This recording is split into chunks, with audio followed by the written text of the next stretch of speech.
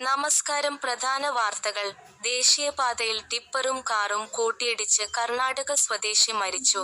4 പേർക്ക് പരിക്ക്. പാറശാല ദേശീയപാതയിൽ വന്യക്കോടിന് സമീപം ടിപ്പർ ലോറിയും കാറും കൂട്ടിയിടിച്ച് വിനോദസഞ്ചാരി മരിച്ചു. കർണാടക സ്വദേശി രവി, 50, ആണ് മരിച്ചത്. കാറിലുണ്ടായിരുന്ന 4 പേർക്ക് പരിക്കേറ്റു. ഇവരെ തിരുവനന്തപുരം മെഡിക്കൽ കോളേജ് ആശുപത്രിയിൽ പ്രവേശിപ്പിച്ചു. ശനിയാഴ്ച ഉച്ചയോടെയായിരുന്നു അപകടം. കന്യാകുമാരി സന്ദർശനം കഴിഞ്ഞ് തിരുവനന്തപുരത്തേക്ക് മടങ്ങുകയായിരുന്നു രവിയും സംഘവും. വന്യക്കോട് ജംഗ്ഷന് സമീപം എത്തിയപ്പോൾ എതിർദിശയിൽ നിന്നു വന്ന ടിപ്പർ ലോറി കാറിലിടിക്കുകയായിരുന്നു. ഇടിയുടെ ആഘാതത്തിൽ കാറിന്റെ മുൻഭാഗം പൂർണ്ണമായും തകർന്നു. നാട്ടുകാരും പോലീസും ചേർന്നാണ് കാർ വെട്ടിപ്പൊളിച്ച് ഉള്ളിലുണ്ടായിരുന്നവരെ പുറത്തെടുത്തത്.